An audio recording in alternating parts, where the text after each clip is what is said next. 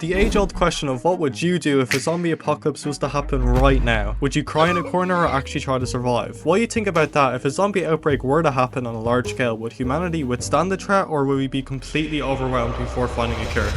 Almost everyone is familiar with zombies, whether it's through video games, movies, TV series. The undead have infected everywhere. You see what I did there? Okay, moving on. Today we're going to answer all of these questions. We will look at 3 different survival games, but there's a twist. I will be ranking the zombie apocalypses based on 3 different factors. How deadly are they? Would they fully take over Earth? And would you or me have a chance of surviving? So let's have a look at these deadly zombie infections together and find out what survival game has the deadliest apocalypse. Up first we have DayZ. Spawning on a random beach with nothing but old houses and a whole lot of infected. Yeah, it's going to be a tough situation for us. In DayZ there is not a whole lot of information involving what caused the infection and how strong these zombies can be. But what we do know is the infection occurs only a few days after the outbreak has happened. We are also told about the infected being an epidemic, which tells us that the zombies managed to infect a large amount of area in the world. But let's focus in on scariest right now.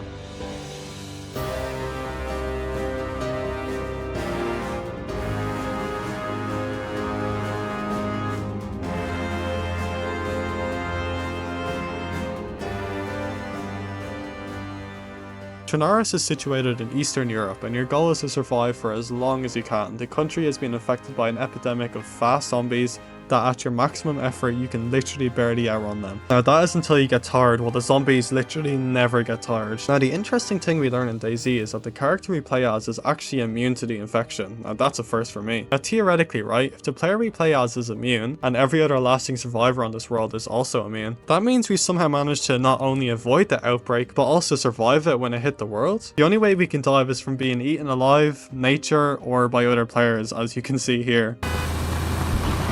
Hey, chill. Wait, are you streaming? Like, should I not say anything? Oh shit. Do you have like anything on you now? To spawn in? Oh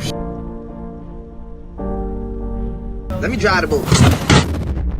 Now there are many theories based around DayZ, especially about the time the outbreak took place. The most common theory is it's based in 2017 to 2019, around the same time as something just as scary. Now whether the zombies came from an infected attack passed on by civilians, a planned attack from another country, or these toxic bags, this information has been unknown, but what is certain is that the bags have something to do with it. But enough speculation, let's get straight into the facts now. We definitely know that the infected are very much alive, and due to the infection they are in a bloodthirsty rage. Besides from the zombies, let's have a look at the actual country itself. With the country looking like this tells us that infection has only just begun due to no greenery and the buildings definitely still intact. This shows us that we're just days into the infection and it spreaded rapidly, infecting towns and countries in the matter of days. So if we were to move this infection into Earth, it looks like we may have a small chance of survival. But lucky for us, if the zombie apocalypse happened around 2017 to 2019, our weapons and technology is a bit more advanced 8 years later. So will we struggle a lot if this infected Earth? Well, it seems we would suffer a whole lot, but I haven't mentioned something that is 100% true straight from the developers. This information is from a very early version of DayZ. 86% of the world's population die. Some survive with the disease in a chronic state. Now just for reference, 14% of them stay as a zombie while people try to escape west. Lacking regular brain function, they are scarily human. They are unable to communicate, driven by the desire for violence, and attracted to the scent of those uninfected. Society crumbles as a pandemic spreads rapidly. You are one of the 2% who are not infected.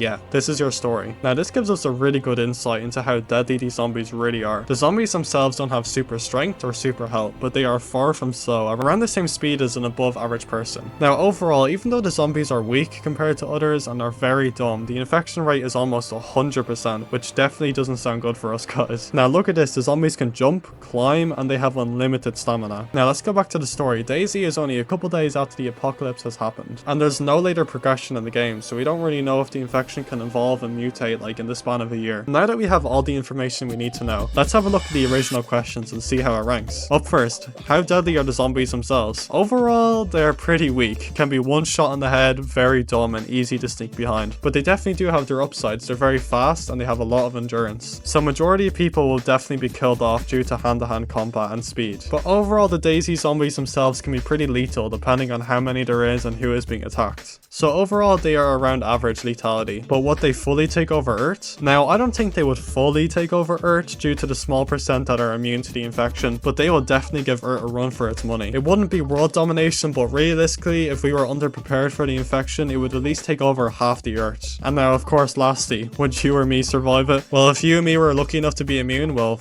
hell yeah, let's go. But that depends. Can you scavenge for resources and actually survive in the wilderness? I don't know. Let me know down below. And if you can, I think we would do just an okay job. So overall, dayz is around the middle, has a very high chance of infecting a whole lot of people, but the zombies themselves are not that deadly. Next up, we will look at Dying Light. Dying Light is a big open world with a whole lot of strong zombies, based 1 year after the zombie infection has happened, in a fictional city called Haran.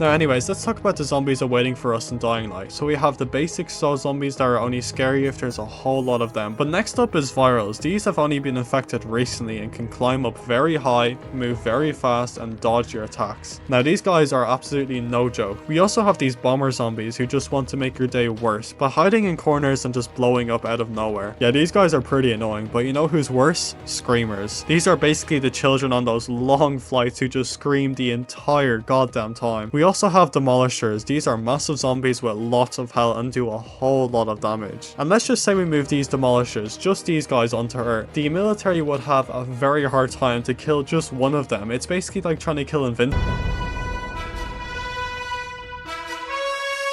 Yeah, imagine thousands or millions of these guys. I think we would all be done for. Now let's have a little talk about the zombies we all know, and probably what you clicked on the video for, the volatiles. These terrifying creatures are like prime Usain Bolt and are pretty much invincible. But they do have one weakness though. It's UV lights. Kind of a weird vulnerability, but let's say we put them on Earth. They would do devastating damage at the start, especially at nighttime. But once we understand that UV lights hard counter them, we could just put them everywhere. But don't forget, we still have to deal with all of the zombies. Plus, imagine they somehow communicated with each other and just got rid of the UV lights. Realistically, the Earth would stand absolutely no chance at all. So now let's answer one of the questions. How deadly are the zombies themselves? They are pretty overpowered, to be honest. We wouldn't really have a chance at all. But let's look at the infection. Maybe there's a way to counter that. In Dying Light, the virus is called the Haran virus. There's a nuke that blew up Haran and a vaccine was made, but of course a health organization named GRE experiments with the virus and messes up very bad, causing it to be even deadlier and spreading once again.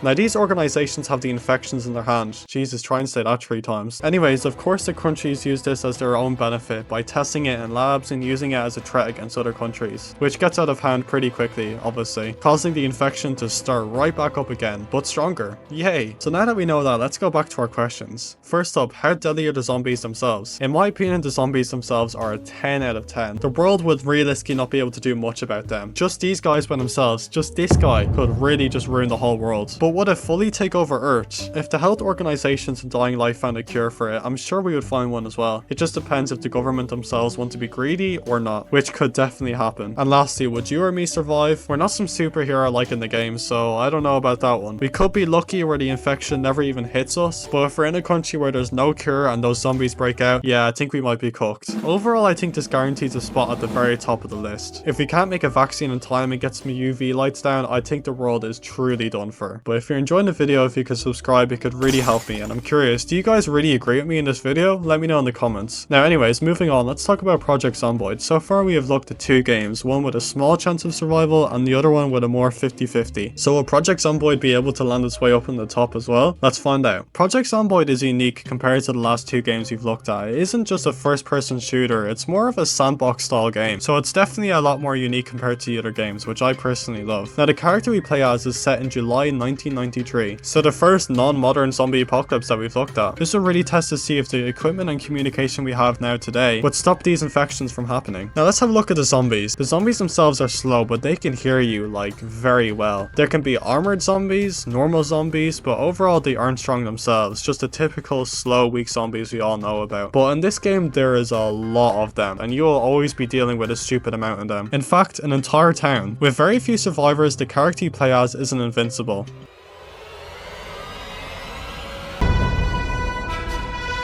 You can be infected by zombies, sickness, food, and water, all that fun stuff, just like a survival game. And there is no happy ever after in this game. You will eventually die a horrible death, sooner or later. There isn't a whole lot known regarding the story of Project Zomboid, but we do know that there is no one to help us and we have to survive by ourselves. So to really understand how bad the zombie apocalypse is in this game, we have to have a look at the timeline real quick. July 9th, 1993. Phone lines are cut out. The president comes out saying there's an outbreak and it's flu-like. A couple days later, the government don't release any useful information, which leads to uproar from protests. All flights are cancelled, no in, no out. And then July 13th, some bases have been overrun by a virus that has managed to take out multiple military bases and camps spreading rapidly. We are also told across news that the infection is spread through fluid exchange. July 14th, chaos occurs, 100 spreading across the nation, hitting New York, Miami, and many other areas. The infection spreads more on July 16th throughout Kentucky and many other states in America. Hospitals become full and people are now affected everywhere. People don't even know how it's spread anymore. July 19th, a broadcast has been sent across the whole world. Stay in small groups. Do not travel. Assume all major urban areas have been compromised. We are doing all we can to reclaim American soil. We will come for you. This broadcast will be set to repeat. Good luck.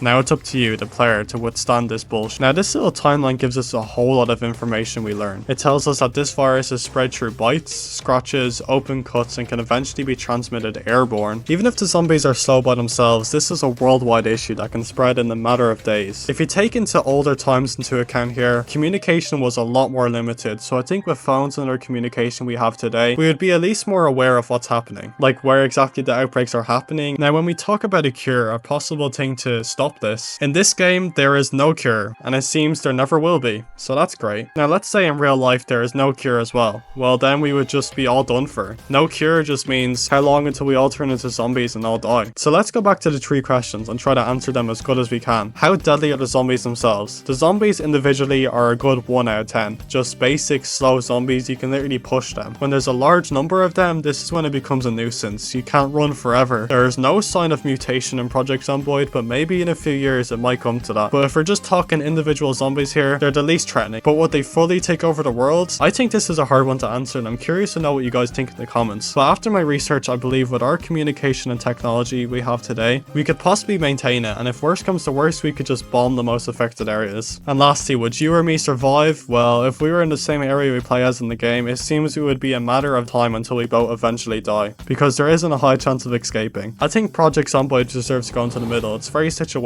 if it would take over the world or not. I'd say a good 50-50 chance of world domination. At the very top of the list we have Dying Light along with Dying Light Zombies, the volatiles. In the world will not make it here. In the 50-50 chance we have Project Zomboid at the very top along with DayZ right beside it, also with the DayZ zombies in there as well. And then in the no problem tier we have the zombies from Project Zomboid. Do you guys agree with my rankings? Let me know in the comments if you disagree. I hope you enjoyed the video and I'll see you guys in the next one. My apologies for not uploading in around 2 weeks, but this video took me a very long time to make, so if you did enjoy, make sure to drop a like. I would really appreciate it. Thank you for watching till the very end. I'll see you in the next one. Have a good day. Peace.